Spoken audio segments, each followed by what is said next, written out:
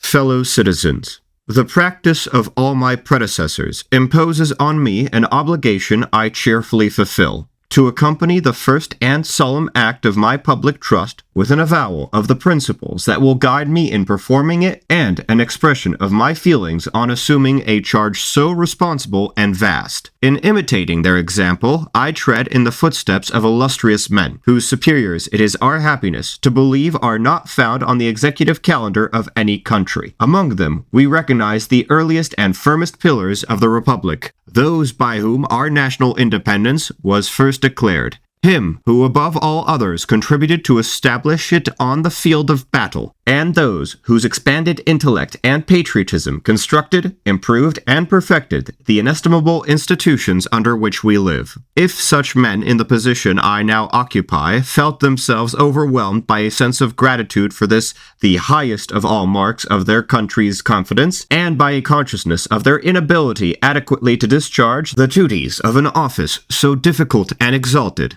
how much more must these considerations affect one who can rely on no such claims for favor or forbearance?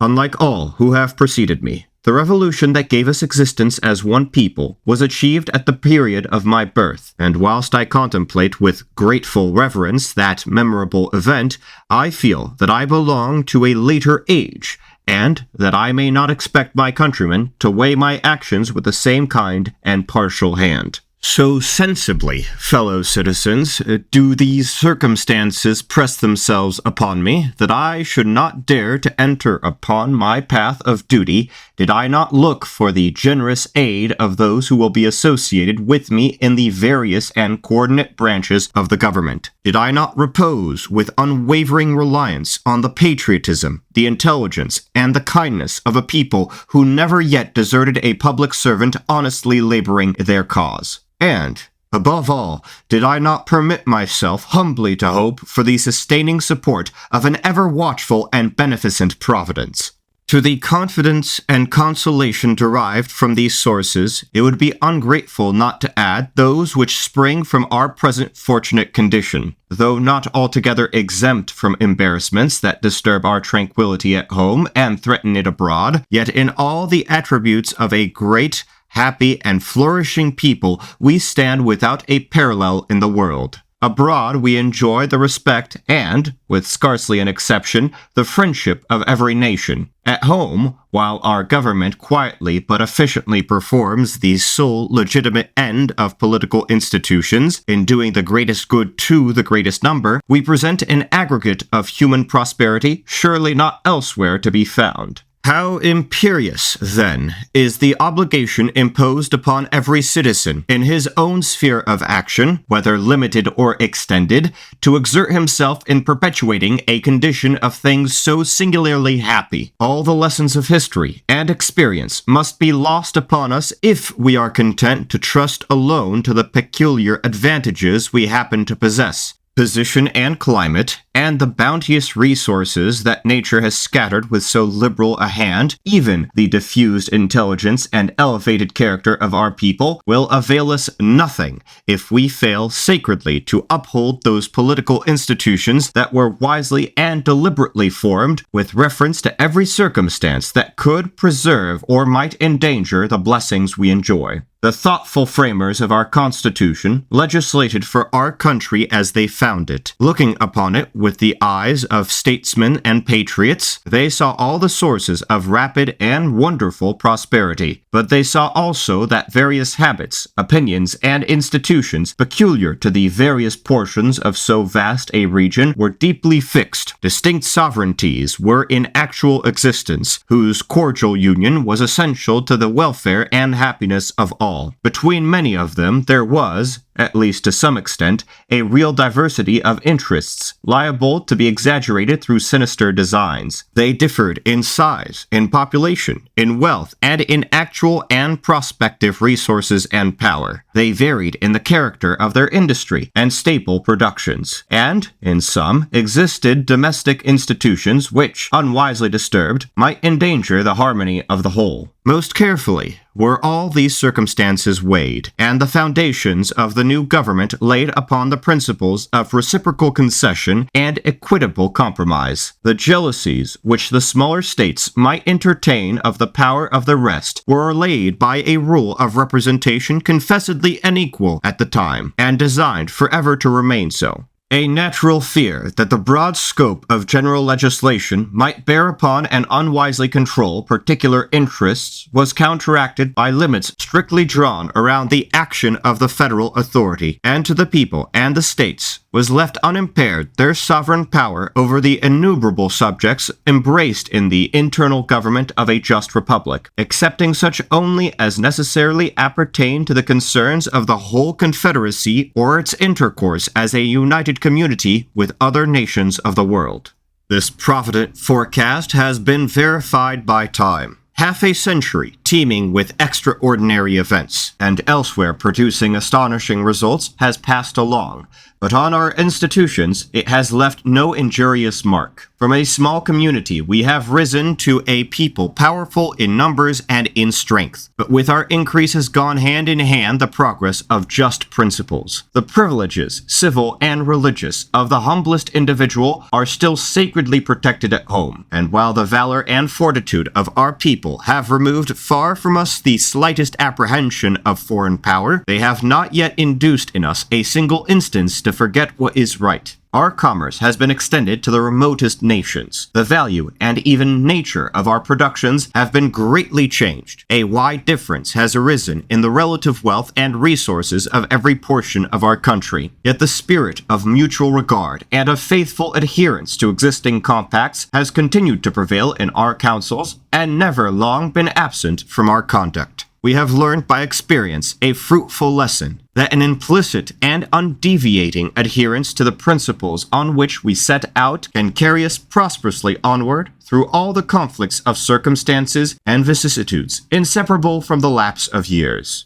The success that has thus attended our great experiment is in itself a sufficient cause for gratitude, on account of the happiness it has actually conferred and the example it has unanswerably given. But to me, my fellow citizens, looking forward to the far distant future with ardent prayers and confiding hopes, this retrospect presents a ground for still deeper delight. It impresses on my mind a firm belief that the perpetuity of our institutions depends upon ourselves, that if we maintain the principles on which they were established, they are destined to confer their benefits on countless generations yet to come, and that America will present to every friend of mankind the cheerful proof that a popular government, wisely formed, is wanting in no element of endurance or strength. 50 years ago, its rapid failure was boldly predicted. Latent and uncontrollable causes of dissolution were supposed to exist, even by the wise and good. And not only did unfriendly or speculative theorists anticipate for us the fate of past republics, but the fears of many an honest patriot overbalanced his sanguine hopes.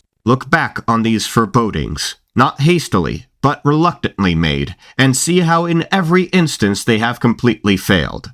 An imperfect experience during the struggles of the Revolution was supposed to warrant the belief that the people would not bear the taxation requisite to discharge an immense public debt already incurred and to pay the necessary expenses of government. The cost of 2 wars has been paid, not only without a murmur, but with unequaled alacrity. No one is now left to doubt that every burden will be cheerfully borne that may be necessary to sustain our civil institutions or guard our honor or welfare. Indeed, all experience has shown that the willingness of the people to contribute to these ends in cases of emergency has uniformly outrun the confidence of their representatives. In the early stages of the new government, when all felt the imposing influence as they recognized the unequaled services of the first president, it was a common sentiment that the great weight of his character could alone bind the discordant materials of our government together and save us from the violence of contending factions. Since his death, nearly 40 years are gone. Party exasperation has been often carried to its highest point. The virtue and fortitude of the people have sometimes been greatly tried. Yet our system, purified and enhanced in value by all it has encountered, still preserves its spirit of free and fearless discussion, blended with unimpaired fraternal feeling. The capacity of the people for self-government, and their willingness, from a high sense of duty, and without those exhibitions of coercive power so generally employed in other countries, to submit to all needful restraints and exactions of municipal law, have also been favorably exemplified in the history of the American states. Occasionally, it is true, the ardor of public sentiment, outrunning the regular progress of the judicial tribunals, or seeking to reach cases not denounced as criminal by the existing law, has displayed itself in a manner calculated to give pain to the friends of free government and to encourage the hopes of those who wish for its overthrow. These occurrences, however, have been far less frequent in our country than in any other of equal population on the globe, and with the diffusion of intelligence, it may well be hoped that they will constantly diminish in frequency and violence. The generous patriotism and sound common sense of the great mass of our fellow citizens will assuredly in time produce this result. For as every assumption of illegal power not only wounds the majesty of the law, but furnishes a pretext for abridging the liberties of the people, the latter have the most direct and permanent interest in preserving the landmarks of social order and maintaining on all occasions the inviolability of those constitutional and legal provisions which they themselves have made. In a supposed unfitness of our institutions for those hostile emergencies which no country can always avoid, their friends have found a fruitful source of apprehension, their enemies of hope. While they foresaw less promptness of action than in governments differently formed, they overlooked the far more important consideration that with us war could never be the result of individual or irresponsible will, but must be a measure of redress for injuries sustained voluntarily, resorted to by those who were to bear the necessary sacrifice, who would consequently feel an individual interest in the contest, and whose energy would be consummated with the difficulties to be encountered.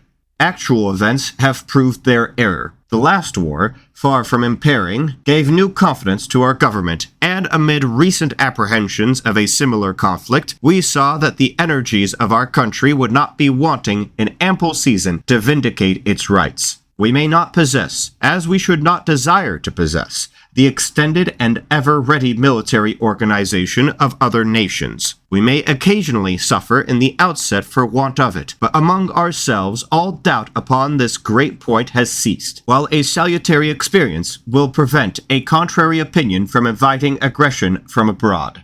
Certain danger was foretold from the extension of our territory, the multiplication of states, and the increase of our population. Our system was supposed to be adapted only to boundaries comparatively narrow. These have been widened beyond conjecture. The members of our confederacy are already doubled, and the numbers of our people are incredibly augmented. The alleged causes of danger have long surpassed anticipation, but none of the consequences have followed. The power and influence of the Republic have risen to a height obvious to all mankind. Respect for its authority was not more apparent at its ancient than it is at its present limits. New and inexhaustible sources of general prosperity have been opened. The effects of distance have been averted by the inventive genius of our people, developed and fostered by the spirit of our institutions, and the enlarged variety and amount of interests, productions, and pursuits have strengthened the chain of mutual dependence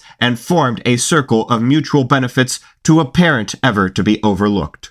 In justly balancing the powers of the federal and state authorities, difficulties nearly insurmountable arose at the outset, and subsequent collisions were deemed inevitable. Amid these, it was scarcely believed possible that a scheme of government so complex in construction could remain uninjured. From time to time, embarrassments have certainly occurred, but how just is the confidence of future safety imparted by the knowledge that each in succession has been happily removed. overlooking partial and temporary evils as inseparable from the practical operation of all human institutions, and looking only to the general result, every patriot has reason to be satisfied. While the federal government has successfully performed its appropriate functions in relation to foreign affairs and concerns evidently national, that of every state has remarkably improved in protecting and developing local interests and individual welfare. And if the vibrations of authority have occasionally tended too much toward one or the other, it is unquestionably certain that the ultimate operation of the entire system has been to strengthen all the existing institutions and to elevate our whole country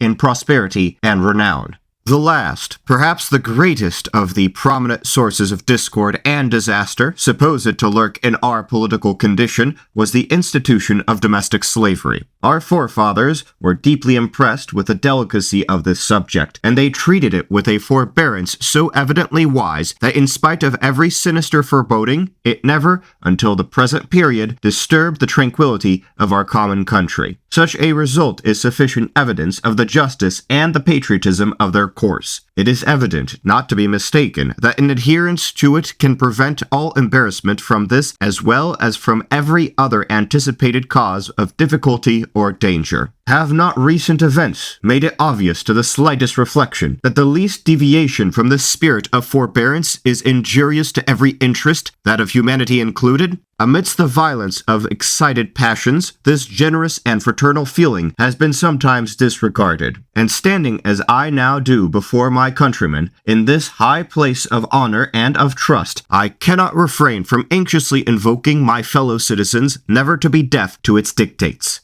Perceiving before my election the deep interest this subject was beginning to excite, I believe it a solemn duty fully to make known my sentiments in regard to it. And now, when every motive for misrepresentation has passed away, I trust that they will be candidly weighed and understood. At least they will be my standard of conduct in the path before me. I then declare that if the desire of those of my countrymen who were favorable to my election was gratified, I must go into the presidential chair, the inflexible and uncompromising opponent of every attempt on the part of Congress to abolish slavery in the District of Columbia against the wishes of the slaveholding states, and also with a determination equally decided to resist the slightest interference with it in the states where it exists. I submit it also to my fellow citizens, with fullness and frankness, the reasons which led me to this determination. The result authorizes me to believe that they have been approved and are confided in by a majority of the people of the United States, including those whom they most immediately affect. It now only remains to add that no bill conflicting with these views can ever receive my constitutional sanction. These opinions have been adopted in the firm belief that they are in accordance with the spirit that actuated the venerated fathers of the Republic, and that succeeding experience has proved them to be humane, patriotic, expedient, honorable, and just. If the agitation of this subject was intended to reach the stability of our institutions, enough has occurred to show that it has signally failed, in that in this, as in every other instance, the apprehensions of the timid and the hopes of the wicked for the destruction of our government are again destined to be disappointed. Here and there, indeed, scenes of dangerous excitement have occurred. Terrifying instances of local violence have been witnessed, and a reckless disregard of the consequences of their conduct has exposed individuals to popular indignation. But neither the masses of the people nor sections of the country have been swerved from their devotion to the bond of union and the principles it has made sacred. It will be ever thus. Such attempts at dangerous agitation may periodically return, but with each the object will be better understood. That predominating affection for our political system, which prevails throughout our territorial limits, that calm and enlightened judgment which ultimately governs our people as one vast body, will always be at hand to resist and control every effort, foreign or domestic, which aims or would lead to overthrow our institutions. What can be more gratifying than such a retrospect as this? We look back on obstacles avoided and dangers overcome, on expectations more than realized and prosperity perfectly secure. To the hopes of the hostile, the fears of the timid, and the doubts of the anxious, actual experience has given the conclusive reply. We have seen time gradually dispel every unfavorable foreboding, and our Constitution surmount every adverse circumstances dreaded at the outset as beyond control. Present excitement will at all times magnify present dangers, but true philosophy must teach us that none more threatening than the past can remain to be overcome. And we ought, for we have just reason, to entertain an abiding confidence in the stability of our institutions and an entire conviction that if administered in the true form, character, and spirit in which they were established, they are abundantly adequate to preserve us and our children the rich blessings already derived from them, to make our beloved land for 1,000 generations that chosen spot where happiness springs from a perfect equality of political rights. For myself, therefore, I desire to declare that the principle that will govern me in the high duty to which my country calls me is a strict adherence to the letter and spirit of the Constitution as it was designed by those who framed it, looking back to it as a sacred instrument carefully and not easily framed, remembering that it was throughout a work of concession and compromise, viewing it as limited to national objects, regarding it as leaving to the people and the states all power not explicitly parted with. I shall endeavor to preserve, protect, and defend it by anxiously referring to its provision for direction in every action. To matters of domestic concernment, which it has entrusted to the federal government, and to such as relate to our intercourse with foreign nations, I shall zealously devote myself. Beyond those limits, I shall never pass. To enter on this occasion into a further or more minute exposition of my views on the various questions of domestic policy would be as obtrusive as it is probably unexpected. Before the suffrages of my countrymen were conferred upon me, I submitted to them, with great precision, my opinions on all the most prominent of these subjects. Those opinions I shall endeavor to carry out with my utmost ability.